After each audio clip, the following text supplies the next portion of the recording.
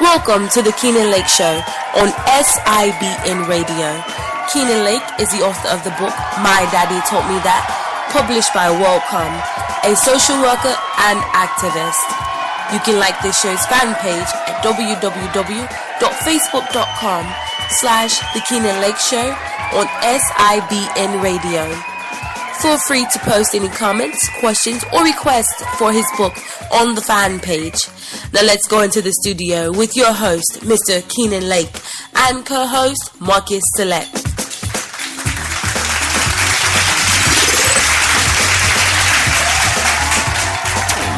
Ladies and gentlemen, welcome to another edition of the Keenan Lake Show right here live and on demand. And we are so proud that you stopped by to hear, to listen, to share, and we appreciate you so very much. Keenan, how are you doing today? Coach, I am doing wonderful. I'm doing wonderful. It's a beautiful day here in Asheville, North Carolina. The sun is shining. It's actually really warm today, so it was a really good day today. How about yourself? Doing real well. The Falcons are not doing well, but I stopped watching. That's a whole other topic, Coach. But listen, Coach, I want to jump right into our show today because I think we have a pretty good show lined up. Before we get started, I want to say two things. First of all, I would like to thank all and give a shout-out to all of our veterans. I know tomorrow's Veterans Day, so I would like to give a shout-out to all of our veterans who put in work for this country, who made it possible for us to have our freedom. So I want to say thank you. Also, I would like to introduce, we have a guest today, Coach, and this is actually the first time that our guest has been on the show. Her name is Vita Redding, and I'm not going to take her glory and introduce her because she does so many things, and actually I did not even know that she was a minister. I knew a lot of things about her, but I had no idea that she was a minister. But I'm going to introduce Vita Redding and have her introduce herself to the show. Okay. Hello, everybody. He already said my name's Vita. Essentially, there's so many things. I don't know, maybe a little Renaissance or jack of all trades, master of none, but I am a minister, ordained minister. I would say not denominational, but the Christian faith. I follow the Lord Jesus, and degreed a few times over. Went to Brown University in Case Western and Ashland Theological Seminary. And right now, like I told them, my job is a recruit, essentially an executive recruiter for Fortune 500 companies. These are VPs and engineers, and anybody out there that needs a job, let me know. If you got a good resume. And I do a little bit of freelance graphic design, and kind of like what I shared with them. Mostly it's pro bono type of work where I help ministries and people that are kind of getting started with their companies and whatnot, just to kind of get them launched. And that's pretty much it. Auntie, family person, those are really the big things. I probably could have said those up front. So thank you for having me on the show, though. Welcome aboard. No, thank you. Thank you. Exactly. Well, Coach, listen, let's jump right into the topic today, folks. And listen, one of the topic that we're going to be discussing today is, are African-American men, black men, lazy and afraid to work? And is this a myth or fact? So, Coach, I have my beliefs, and Vita, you as well. I have my beliefs. I have some things that I, kind of hold to be true to me.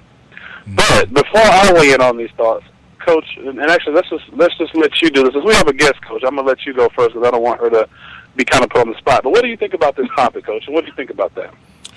Well, I have varying thoughts about that topic. I want to say typically if you take away all the variety of scenarios, the inequality, the lack of company, even listing and advertising, let alone letting certain positions be available to minority communities, if you take away all of the ills, in other words, I would think that the topic, are black males lazy, is a myth.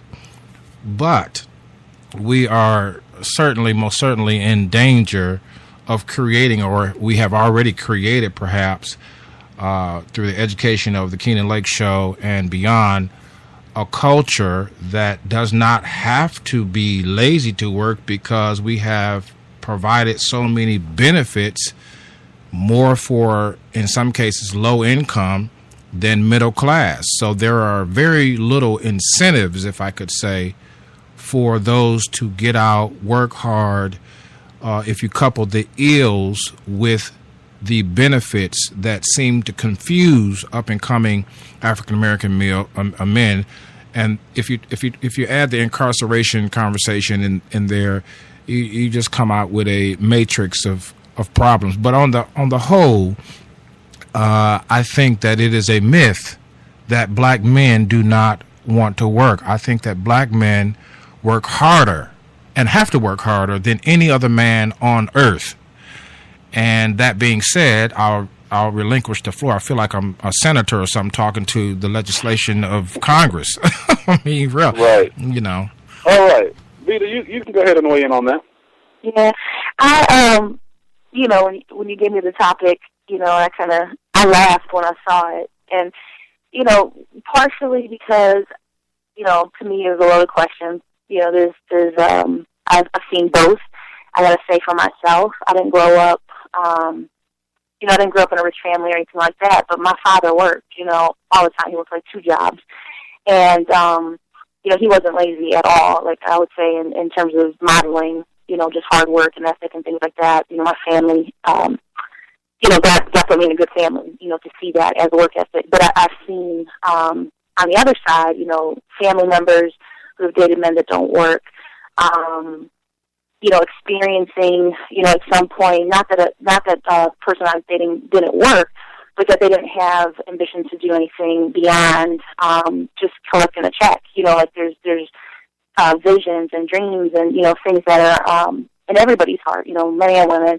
But for black men, there's not been a lot of dreaming, I think. You know, beyond like the stereotypical sort of, you know, what do you want to be when you grow up? And, you know, you ask a kid that and, you know, it's a rapper, it's an athlete. You know, you don't hear things off the wall like an engineer or, you know, something that's just different and unique, you know. And I agree with Coach, you know, it is a myth, a stereotype. But like with a stereotype, there are also situations where it's true, you know, it's actually a fact. That there, and I would say of all races, because I've seen it white, black, Hispanic, you know, I'm sure Asian culture, I don't know, you know, but it's like there's more than one, you know, thing that defines the stereotype, but there's also more than one thing that actually validates the stereotype. And so part of that is cultural, I think. Part of that is, you know, poverty mindset, you know, which, you know, just to explain what that means real briefly is that it's something that becomes ingrained into your thinking, you know, that you are to struggle and this is how life is supposed to be. And, you know, I saw my dad do this and my grandfather did that, you know, so I'm supposed to do this, you know, and that's all just a part of a cultural mindset. And it could date back, you know, hundreds of years, you know, but I do think it's a myth. And I think that there's some stereotypes that, you know, do have some facts behind them, but overall I would say it's a myth. Okay. Well, listen, I'm glad that you both weighed in on that. So let me give my thought on this whole topic and this matter. Coach and Vita both, excuse me, I actually am torn because if you had asked me this question maybe a month, 2 months ago, I would have said a myth. You know, I'd have flat out said myth and gave my thoughts just as you both did. But this is what I've been dealing with over the last month or so myself. Now, let me backtrack. We all know the struggles, and you both actually laid a couple of topics out really good as far as what we go through, particularly as African Americans. There are not a lot of jobs available. You know, society and the system has allowed, you know, certain things, primarily when it comes to men, not to be in the favor of men, not to be able to get certain jobs, to be able to take jobs or have taken jobs away. So we all know the system and how the struggles continue to go with that. We all know that certain areas of the country don't promote. Like, for example, if you look at, you know, maybe even the Detroit, Michigan area, where jobs in the whole have been taken away from the African American community as a whole. That whole place is just really like downtrodden with no jobs. You know, so we look at areas like that. We look at, you know, how the system is created, how the system is set up. You know, a lot of things that we've been talking about on the show. But one thing that I want to bring out, and the reason that I wanted to have the show, I think Vita made a very good point. she talked about her father working, and actually even working 2 jobs. You know, what I am starting to see more and more is this, and to even bring in my dad and give him a lot of credit. My dad, Mr. Benny Lake, you know, Mr. Asheville, everything. Everybody knew Pops. Everybody, you know, knew what kind of man he was, the ex-Globetrotter. Well, you know, as a man with pride and a man, you know, he's always worked the job. In fact, like Vita, just like your father, he had 2 jobs at one point in time. But I even remember my dad when times got really bad and the funds got low. I remember him doing things that you know, people would even question, like, I'm not getting out doing that. I'm not going to sacrifice my reputation or even do that. And certain things he did, like I remember he'll get out and have a bunch of people just bring cars down, and he'll wash cars and make extra money, and you know, to do things like that. And it's like, we don't have that with these young men today. And I think the question is not so much as far as black men being afraid to work, because I think if you put a black man in a position to work, they would not have a problem with working, primarily the older black men, the men who, and what I mean by older black men, the older black men are who were 25 to 30 plus. But when you get with this new generation, these younger kids, these younger crowds, I do start to sense a form of them being lazy and not wanting to, or even willing to work. And not even, you know, all it is give me a package, let me get out here on the block, and let me do what I do to make some fast, quick money. I'm going to turn it over to you, Coach. Well, I mean, you're absolutely right. I mean, it's hard to defend the obvious because, but the question again was black men in general. I think I was looking at it from a general sense, but you know, I think we're all 3 of us are torn with that answer. But we have to understand that there is a convoluted master plan here in the cultural halls of picture painting. And we are always at war with the image issue with minorities. We have been at war with that from the inception of being brought to America, and we are finding ourselves yet still at war, despite the accomplishments or the revelations of accomplishments over the last several decades. And so you're absolutely right in your assessment. You are boots on the ground in your region. That region, being in the South, is representative of many southern and northern regions. But suffice it is to say that we are at war with an image issue on whether or not we as a people, particularly black men, are lazy. And so if I could just for a moment speak to the core of that issue, back to what you were saying, which is much credit is due to that statement. If you remove the ills, if you put the father back in the home and take away the benefits for women to have children without a father, if you restore what used to be our community, on the core of the question, black men are not lazy. But because we have an image problem, because we have a lopsided beneficial problem where we reward laziness for one species to pivot that species against another species, particularly the black male, because we have these varying issues, as I said earlier, hence we are yet creating generations of, and I want to say about 2 generations perhaps, of young men who just don't see any benefit to working hard. They don't value the rewards of working hard. And sad to say, they are even more left out in the cold, as Keenan always says, without a dad. So, you know, Keenan, you're absolutely right. But like I said, if you were to take away all of the benefits that encourage poverty and all of the schemes and isms that divide a minority of people in general, on the core, you will find that a black man will work. Coach, I love what you just said, and actually we can honestly end the show right there because I think you summed it up in a nutshell. But, you know, with that being said too, and I think you're absolutely right, without the ills, without those distractions, without those barriers that are put in place, I think you're absolutely right. Of course, if that's the case, then no, the African-American male is not lazy. But that's not the case. You know, we have to deal with this struggle. We have to, and you hit the nail on the head again when you said the value of working today in society, and it's not so much we are talking about African American males, but I'm actually starting to see this go across the board to just that generational, that younger crowd. It's that work values, and this is something that Vita, you just said about your dad again. And it's not, we're not trying to make a point that, it's just so great to have dad in the home, which it is. But the point that we're trying to make more so than not is that when you look at what Miss Redding just said, her father worked 2 jobs. I just told you a little bit about my dad. Coach, you always talk about how your father, when you have that father figure around who instills those values in you and shows you with that hard work and dedication, not taking anything away from any mom or any females who are working.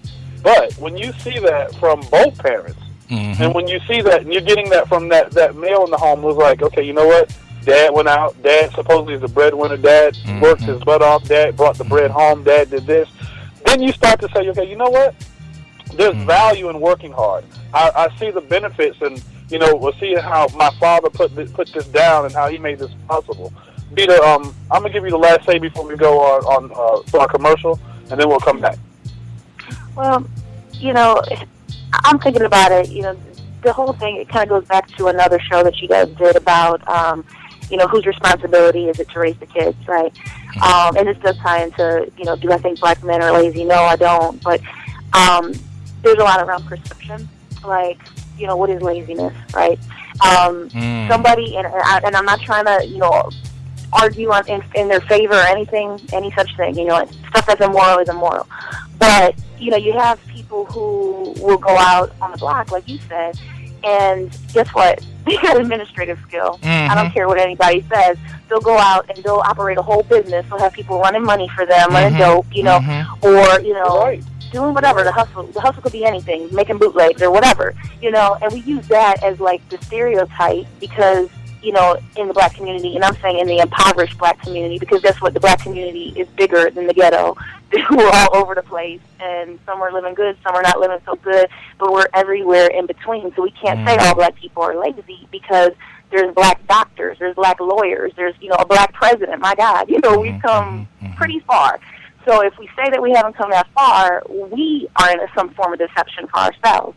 But it's like, we haven't come all the way where we want to be, and there's still all sorts of things that have been embedded because of the history. I mean, it is real that, you have a culture that was kidnapped, Vesper or whatever. You have a whole culture that was kidnapped from where there were kings and queens because they were sold out by who? Not the white man, but their own black brothers and sisters. And then the African brothers and sisters, because African people a lot of times don't want to be called black as an African American. But so they come over here and now they're transcribed into a culture that's not their culture. They're being preached, the gospel of the master, which is really just the tainted gospel of, let me twist these scriptures so that they fit what we want it to fit. And now we got this, whole, religious thing around it and just all sorts of stuff where we've lost our identity as people. And then we split ourselves, literally, like, between colors. It's like there's so much going on here. And it's like, you get to this point where, no, we're not a lazy culture. These teams out here that want to be rappers and musicians and athletes and all sorts of stuff, they're not lazy. What it is we have not tapped into the thing that makes them excited. Like, the thing is passionate inside of them. Like, if it's making money, if it's having more for my family, if it's doing something I love, because really now we're not talking about color anymore. We're talking about an actual cultural shift that has to take place because it's a generational gap. We have the oldest generation, literally the baby boomers. They're going to be the oldest, like, living generation that's getting ready to, like, pass away out of nursing homes and whatnot. And this whole new generation, black, white, Hispanic, I don't care what color they are, coming in, to this place and time where, guess what? There is no such thing as working in a factory for 30 years no more, because we don't even have factories all like that anymore, because we, like, outsourced them or offshored them to India or wherever. So now the type of work is different. The type of way we can make money is different, and the thing that we should be valuing as a culture, in which we do value, the white race and, other people have caught on to it, is that creativity is the new marketability. So if you have an idea that you can take from a seed and grow it into something like, a Facebook or something that's, technologically, like, what is the problem? and how can I fix it, and how can I get that in the hands of people. Instead of calling ourselves lazy, let's tap into the thing that makes people excited and put creativity around it so that they the box with their own ideas, run our own businesses, everything. Make a value, because guess what? The entertainment world, and I don't want to say the white man's world, because that's what, blacks and Hispanics and everybody else are part of that world too. Mm-hmm. But it's like there's a system being operated right now that's using the very thing that we care about and are passionate about, and they're making money off of our stuff. Mm-hmm. So, you know what I mean? Like, we're not lazy. Let's talk about that when we come back from the break. That's a very good point. We are working, but are we? A greater question would be, while we are working, are we yet being enslaved to a system that will make our work of none effect? Something to think about. You're listening to the Keenan Lake Show right here on SIBN Radio. We'll be right back. Stand by. Of your lifestyle improvement station. Hi, Shamika Chapel, College Park, Georgia, in the house. You're listening to SIBN Radio. Hi, this is Ted Bones calling from Richmond, Virginia, and you're listening to the Lifestyle Improvement Station, SIBN Radio. Y'all turn it up now. Hi, this is VJ Washington calling from Atlanta, Georgia. You're listening to the Lifestyle Improvement Station, SIBN Radio. So turn it up. Hi, my name is Sonia Claiborne from East St. Louis, Illinois, by way of Columbusville, Missouri. You're listening to the Lifestyle Improvement Station, SIBN Radio. Turn it up. What's good? It's your boy Joe coming from Snellville, Georgia. You're listening to the Lifestyle Improvement Station, SIBN Radio. Y'all turn it up. You're listening to the sounds of your Lifestyle Improvement Station, changing the way we live. SIBN FM. Powered by Select USA TV.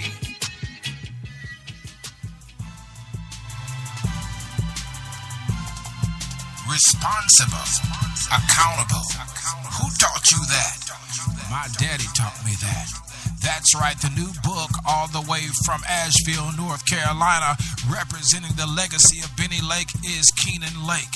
The author of My Daddy Taught Me That, the book and the program for young men in Asheville, North Carolina, and throughout the region. Tune in to the program, the project, and the book at mydaddytaughtmethat.com. For more information, email lake@mydaddytaughtmethat.com or call 828-582-2261. That's 828-582-2261. MyDaddyTaughtMeThat.com.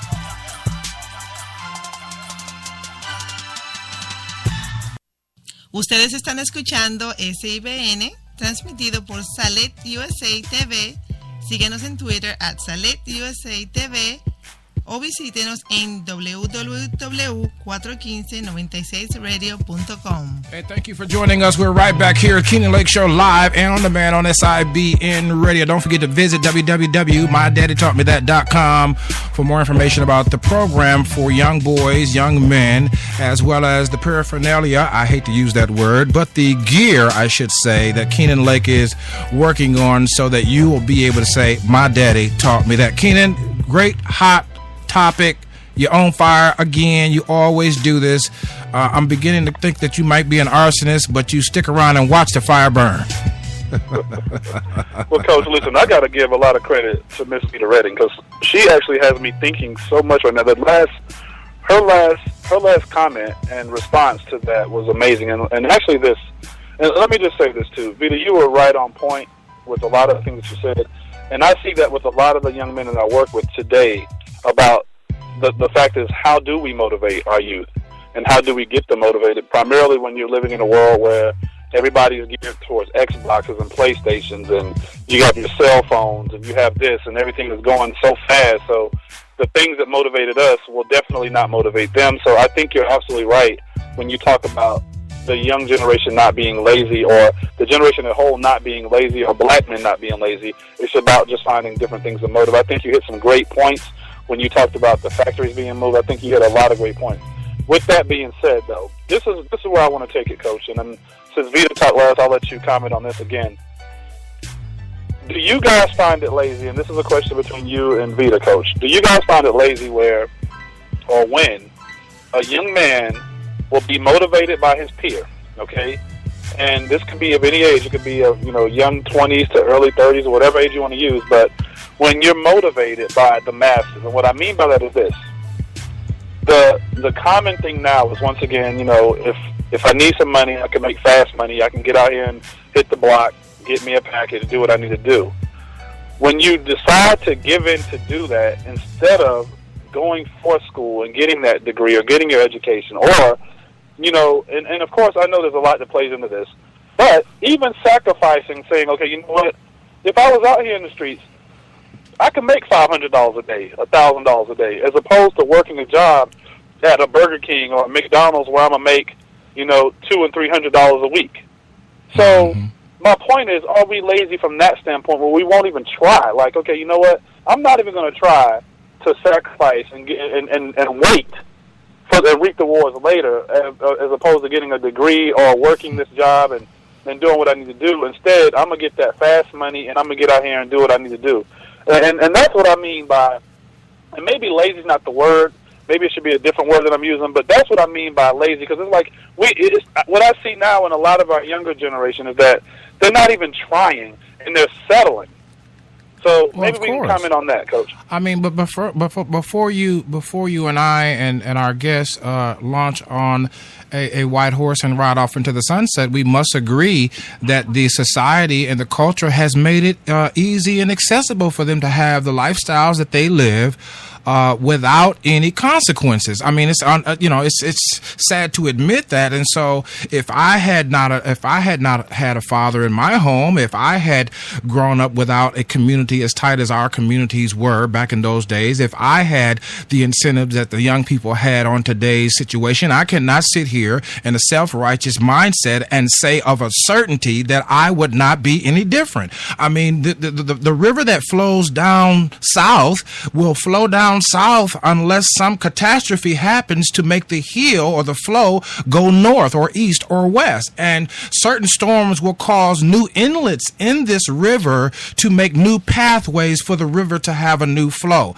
And so I would not sit here and say of a certainty that I would be where I am today had I not had the tools. And so, while we're eliminating part of the responsibility, I know we shouldn't do that, for these young men to aspire to something more intricate, something more creative, or whatever the case may be. Let's define the word work. They are still yet working, but it is yet in a manner that is unacceptable to the American public. They are yet still working. They're conniving. They're cunning. They're crafty. They're creative. They are all of the things that is required to survive in any kind of a work environment, perhaps lacking certain skills like dress code, or perhaps learning certain mannerisms that would help them be able to, as one of our other guests said, code switch. But let's give them credit. They are up against the wall, and they are taking, yes, the easy way out because it has been given to them. And this, again, is part of the mastermind. So, yes, partially lazy, but yet then again, they are still yet working. Because if you can tell 5 lies and keep up with them 5 lies to tell 5 more, and then keep up with the 10 and tell 5 more, keep up with the 15 lies and tell 20, that's some thinking right there, because I can't even do that. I tried it.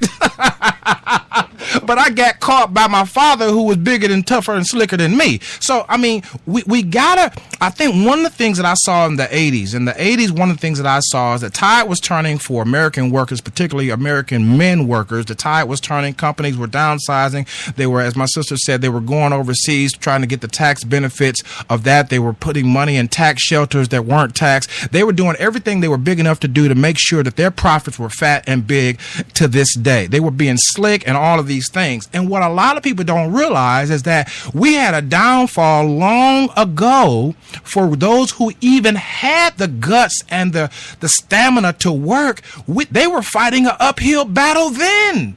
And so we as you said, Keenan, we got to step back, as my sister said, and take a look at this thing. And kids were on the block selling drugs. And listen, I worked in the trenches, and one of the things that I have to respect about kids, they will tell you how things are. And kids used to tell me, listen, this is how it is at my house. My mama's on crack, but she got a $50,000 job. I need some help right there.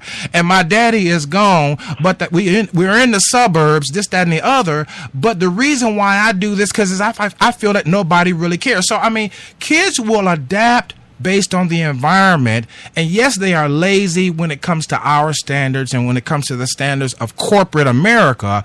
But you gotta have some thought into having your pants, hanging below your buttocks. I know it sounds stupid. And then, you know what I'm saying, putting your shoes where the shoestrings are backwards or whatever. There's thought going into a lot of things that our youth and our young men are doing. But what they don't realize is that you can't avoid the foundation of work. And that is the problem here that we could probably discuss in this show or another show, is the very foundation by which we were raised is being re-poured, and we have not always done a great job to disseminate how the foundation is changing, yet keeping some principles in place. With that, I'll yield the floor. I feel like I'm in Congress somewhere arguing for... All right, Coach. Okay, Vita, you can go ahead and weigh in. There's like so much stuff going through my mind. The one thing, I almost forget what your question was. Was it that I think, that teens are lazy? What was the question? Well, again, what I stated was that the easy way out. Like, it seems like we've tried to find the easy way out, and you're right. I think being able to go ahead, go for it. Oh, yeah.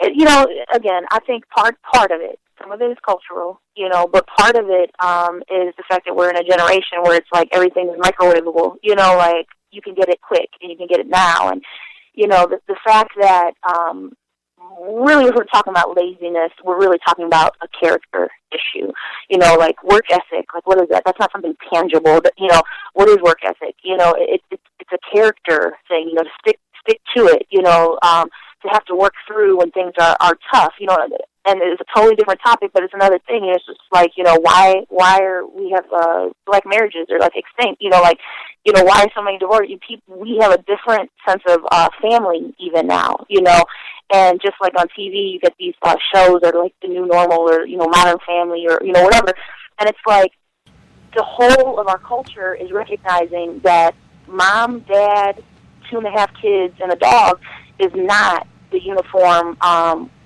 thing anymore, and I'm not saying it's right, wrong, and different. I believe, obviously I'm a minister, so it's like, the husband, the wife, and the kids, and it's like in that order, but it's like at this point, now it's like a redefinition, I can't say, like I said, I can't say that the generation is lazy.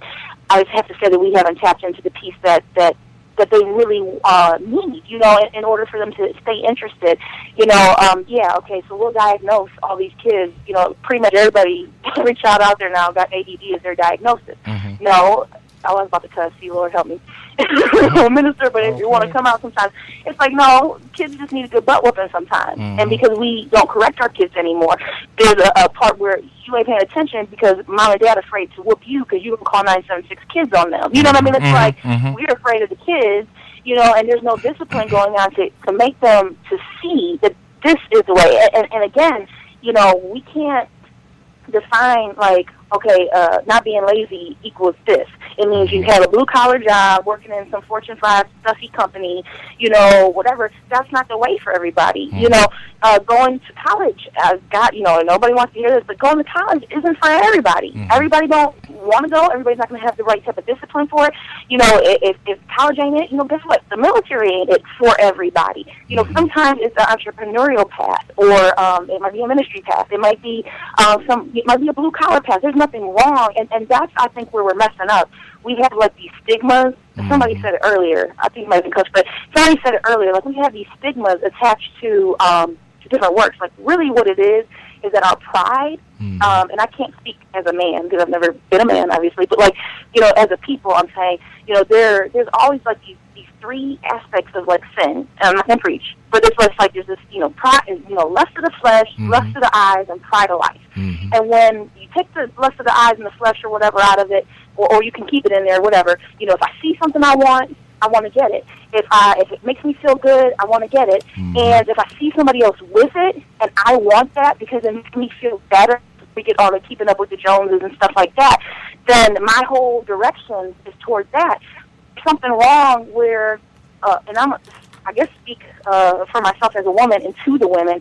There's something wrong when a woman downs a man because he is not as ambitious as she would like him to be, because there's things that she wants, lust of her eyes and her flesh and her pride of life. And it's like, it's not good enough that he works at, Factory X or whatever, or has to work, midnight shift at Taco Bell or something. That's embarrassing. He's putting diapers on your baby's bottom, but that's embarrassing. And I expected more from my life. Well, get off your butt and go get it. You know what I'm saying? Like, that's part of, like, the Proverbs 31 piece. But here's what I want to interject, though. Listen, here's what I want to interject.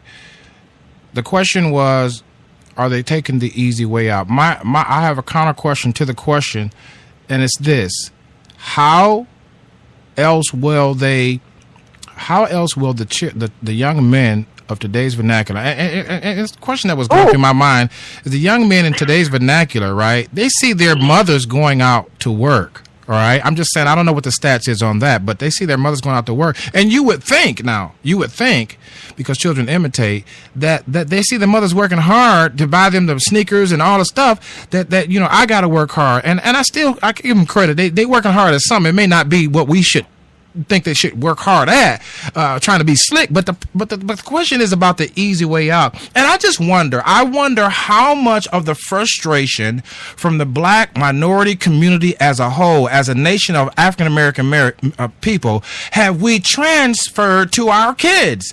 I mean, it has been an uphill battle. You got 45% of black men that don't graduate from that graduate from school, so you got the 55% that don't graduate. You got 22% of black males who have 40. I mean, so that leaves you a great significant number of young black males who don't go to four-year college. You got 69% of black children who can't read. I mean, so the frustrations that adults have transferred either through partying, clubbing, I'm just gonna have sex without protection anyway, I don't care. Adults have given up. Kids can only mimic what adults transfer or display. Yeah. And so you're absolutely right. Go ahead on and comment on that. Can I ask a question with a question, though? Yes. Because I mean, the question that's come into my mind now, okay, fine.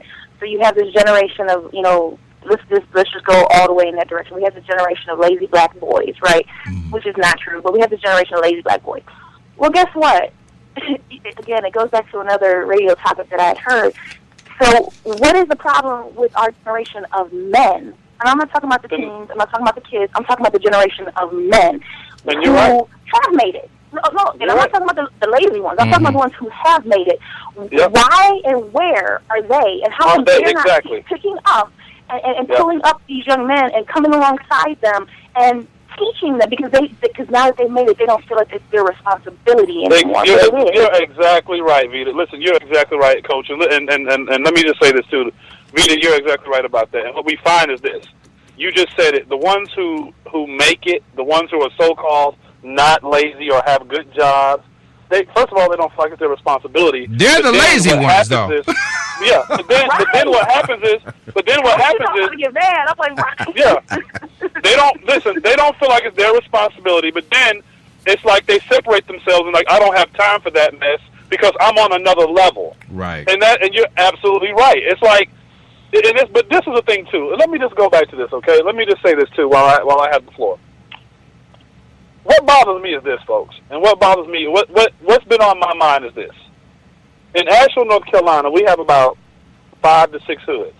Okay, we have about 5 to 6 low-income housing projects here in Asheville. At any given time of the day, I can go to any one of them and I can see the typical standard young African American male standing on the corner doing what he does. Now, once again, trust me, folks, I'm not condoning selling drugs. I think that morally it's wrong. I think that, however, I do understand that there's a system. And with that being said is this. Now, out of the 5 housing projects we have here at Asheville, and this you can even say this is across the country because I'm sure they're set up sort of the similar same way. There's usually one way in and one way out. Okay? If you take a look at your community and your project, if you live in the hood, there's usually one way in and one way out. At any given time, Coach and Vita, the police department can go in and put a stop and put a stop to the type of drug selling that's going on. Mm-hmm. But they don't because it's a business. It's okay, a business. We understand that. Yeah. I understand it's a business. I understand that they make money. I think it's make billions and billions of dollars are being made. Mm-hmm. However, our youth are being the ones who are being depicted as the devil, the bad people, this lazy, uneducated, don't want to do anything, and it's like, and Vita, you made a point, you hit the nail right on the head. But the question is now, how we know it's a trap. I know it's a trap, and for the most part, this is not something new. It's been going on for years. We know that the law enforcement can stop this if they really wanted to. There's no way you're telling me that you can't go into a housing development and put an end to you know who's doing it. You see it just like everybody else can see it. We don't have enough prison space for all that. Well, not even the prison space. Well, they're working on that one. It's not even the prison space, though. What I'm saying is it's not even the prison space, because if you just have the officers present and post them up, it's not going to happen.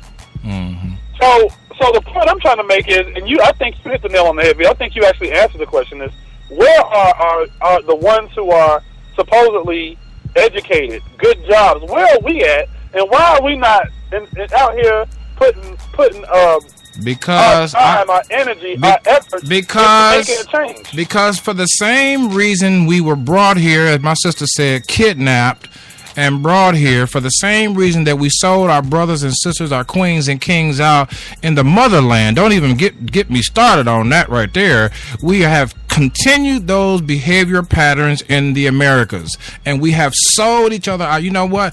Yeah, frustration is one thing, as I was speaking about earlier.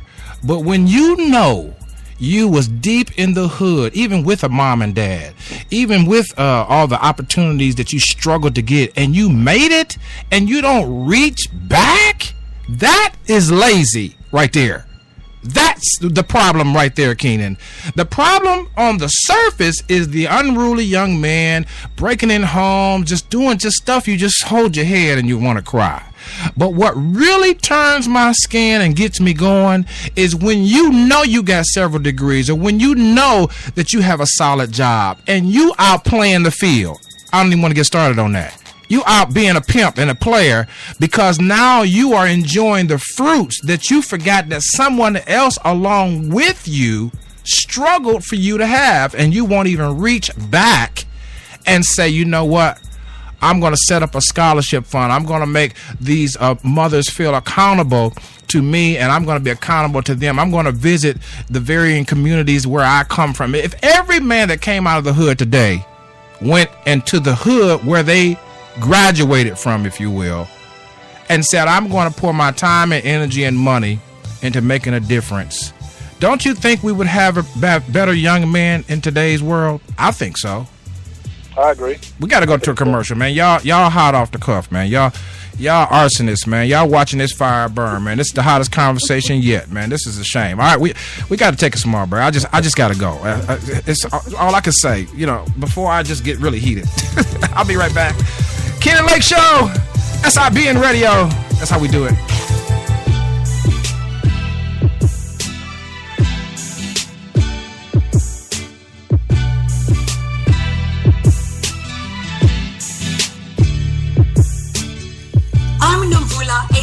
Sunshine, and we here in South Africa are tuned in to SIBN Radio at www.415-96radio.com. If you would like to know more about the SIBN television and radio network, complete a contact form at the website www.415-96radio.com. Salet USA TV, reaching the world. I need you to realize and accept that there is only one philosophy that I have embraced under the Coach's Corners umbrella, and that is that we are the common denominator in every situation. So I can't blame them, they, her, and him. I am stepping up to the plate, and I realize it's all me. Not that it's all about me, but it's all about the legacy for those that come behind me to achieve a height of success that I can't even imagine. This is called the transgenerational shift of mindsets that we may propel ourselves into the generations that is to come and tell them, I won't leave you a mess that you have to clean up, but I'll leave you a principle-centered life that you can celebrate and catapult into more success. Join me on the Coach's Corner at www.415-96radio.com. That's www.415-96radio.com. And follow me on Twitter. That's the only way you can keep up with the coach. That's right, DCC is in the house on SIBN Radio. All right, we're back here. Oh, it's been hot. It's a shame. This topic that we're having is a shame. It makes my heart want to do more, but I don't know. Keenan, you always bring up these heavy subjects. Once we get off the air, we can't watch no football. We can't barbecue, play with the dog or cat. Sitting there trying to figure out. I mean, my whole agenda, Coach, is being able to try to make folks aware and bring some light to the subject, Coach. But real quick, I know we got about 15 minutes left, Coach. What I want to do is try to find a solution to what we're talking about.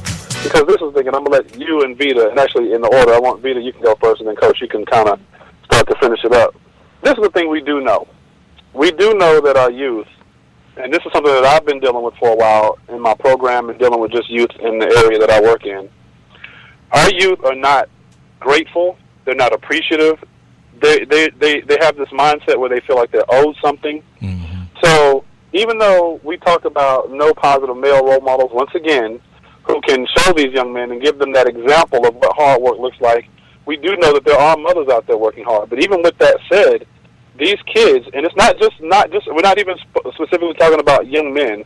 We're talking about this younger generation as a whole. Mm-hmm. They feel like they're owed something. They feel like, well, yeah, my mom broke her neck to get me Jordans, but so be it. They don't understand. They don't understand the work ethic. They don't understand the value of a dollar. Mm-hmm. So with that being said, any topics on that? How do we get these young folks to start appreciating what they have? And then also understanding that just because you don't have a label, just because your shirt is not Polo or your shoes are Jordans, doesn't mean that you're less than. I mean, it's like our whole basis is what kind of tags you got, what's popping, what kind of tags you got popping, what kind of shoes you have on, and it's like our identity is found in that. So that's kind of a two-part question, but Vita, I'm gonna let you go ahead on with that. Yeah. Yeah, I don't beat them. No, just mm-hmm. don't listen to me. Whoever heard that? No, that's good. It's like silly beat her. It's like part of it. Yeah, I mean the thing about not being appreciative. Again, that's something that's learned. I found this. And I'm saying, somebody who gives pro bono services, right?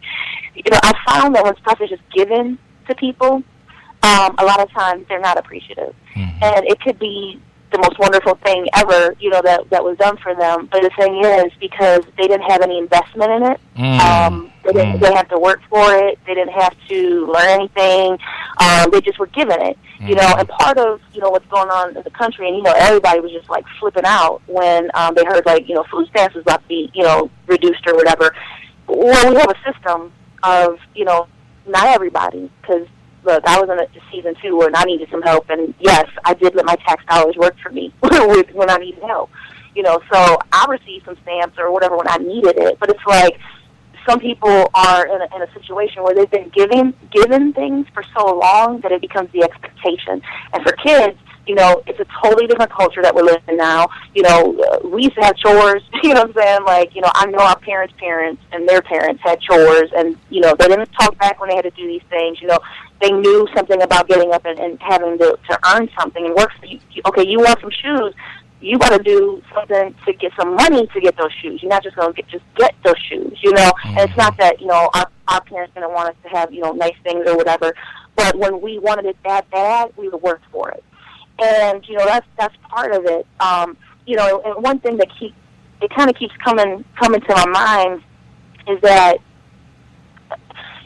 there's a lot of I think a disservice has been done for women in general because of like all of these different like social movements that have come along or whatever. And I'm not into feminism or anything like that, but I think the more independent we've become as women, and we could argue, okay, we've had to be more independent and go out and work and things like that because there's the man around, in the home and black families or whatever. But part of it is because we've become so independent that it's like it almost like X'd out the man. Almost to say, like, we don't need you, and it's like men need to be honored. They need to know that they're the man. You know what I'm saying? Like, and that they're needed and they're honored, and what they do is valued. And when that stops, for whatever reason, could be on both sides something was wrong there. But when that starts getting not respected and whatever, and the men are nowhere around, now the young men, they're having to look.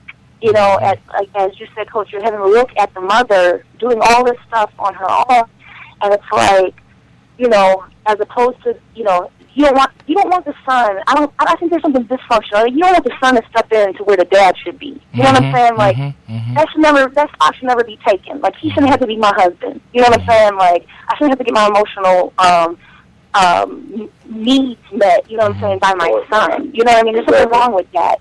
So a lot of times it's like, guess what? I don't want to be in the house. Well, I want to be in the house where I got to be my mama's husband practically. I'm not saying that they laying with her, but it's just like she's pulling from me, and then I feel less than a man because I got to go and get money because I see her struggling. She can't afford to pay for the stuff I want. I don't, I maybe ain't got good grades in school. Nobody's mentoring me through or whatever. And so, all I can do is go on the block or whatever to make some quick money. The McDonald's applications, them pads, they got everybody they need at McDonald's. I can go out here and make a quick buck, and I ain't got to ask my mom for nothing. And that makes me feel like a man. I'm doing it on my own. Especially in his peers, especially with the peers approving it, No, I was saying, especially with their peers approving that. Oh, that's manhood. You're right. You're right. Yeah. Finish your point. Right. Finish your point there. That's good. That was good. Oh no. It's just I just think that the men from all over. Like I don't think it's even relatable for a man who's a VP, which is rare, but it's like, the black man who's a successful stockbroker or whoever, to come in, swoop in like, Superman and say, well, the little ghetto kids, you know what I'm saying? No, that's not real. A man who came from the situation who, look, what if men who mentor who are people who work in manufacturing, in the factory, the man who is working at Dollar General who's a manager, the man who is, doing a paper route, the man who is a stockbroker, the man who is, like, it's more to success. The man who's a good husband, who's been with his wife for 30 years. How about that man coming in and teaching the young men how to be husbands, not just men? Because there's something powerful about that. That means that if you're a husband, it means that you're standing in your family. You see what I'm saying? Like, there's more to it. You know what I mean? Right. Yeah. I totally understand. You're absolutely right. That's amazing. And I think that you've made some very, very valid points. Wow. Something to think about what she was talking about, man. That was good. That was good. It was, yeah. So, Coach, listen, so this is what I want to tell the folks out there listening. I think, Vita, again, thank you so much. I think you made some very valid points. And like Vita said, if you have kids who are, not listening to you or not valuing what you're telling them, beat them. That's exactly what she said.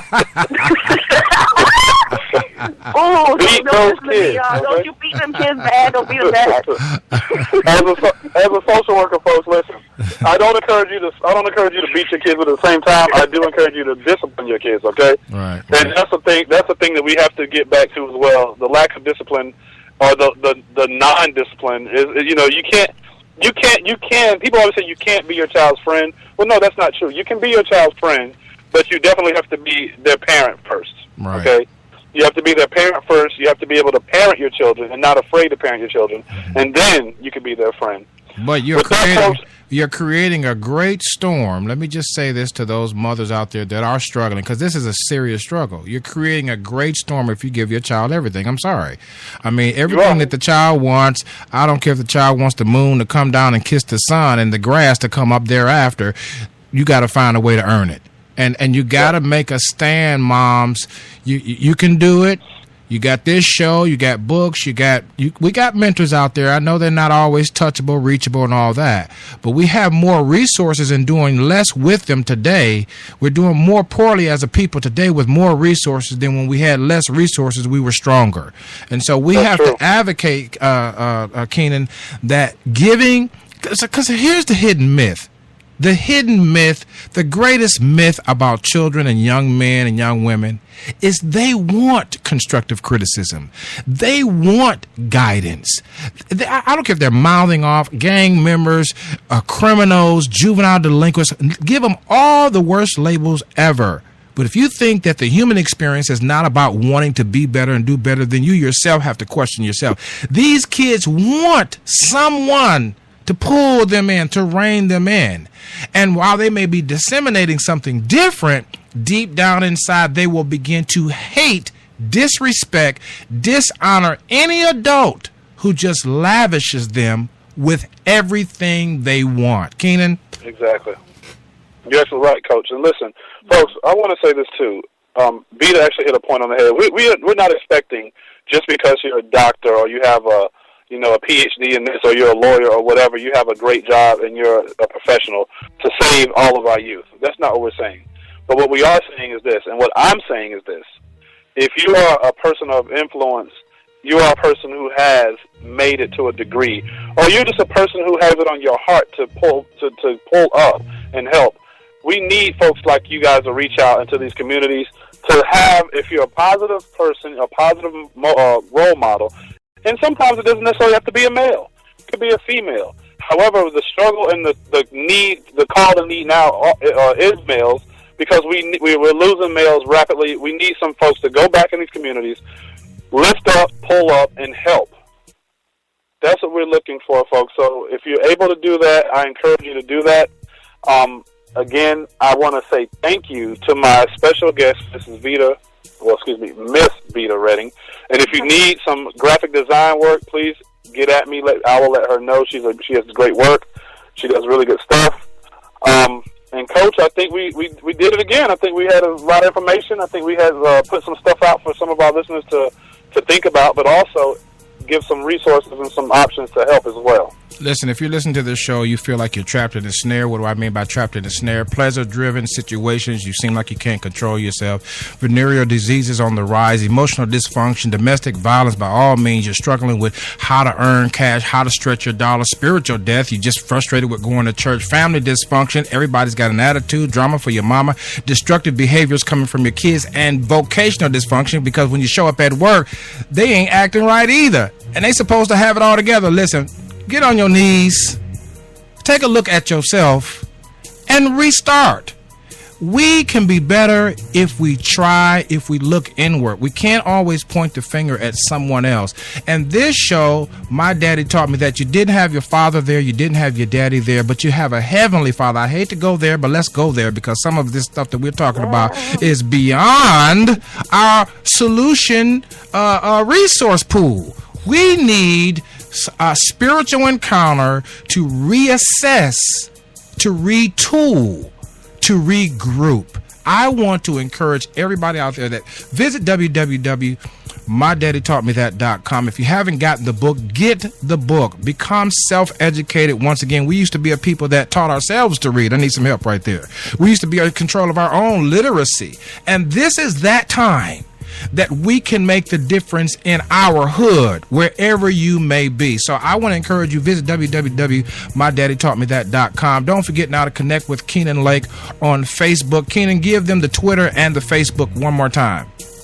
All right, I have 3 Facebooks, folks. The KL Show is one of my Facebooks, and that's on SIBN Radio. My daddy taught me that, and then my personal is Keenan Lake. I'm also reachable on Twitter at the KL Show. And also, you can reach me at the website, or through the website, www.mydaddytaughtmethat.com. And I really, really want to thank again my guest, Vita Redding, and I want to thank you, Coach, for another good show. I enjoyed it. Me too. It's fun. Yes, yes, yes. Keenan, you are off the chain. You are dangerous. You are a danger to society in a good way.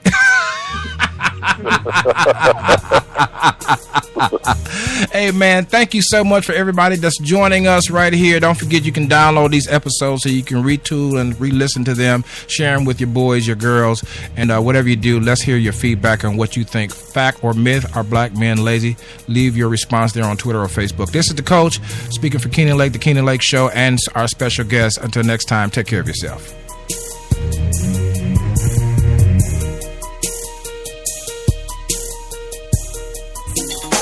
Thank you for joining us today for the Keenan Lake Show.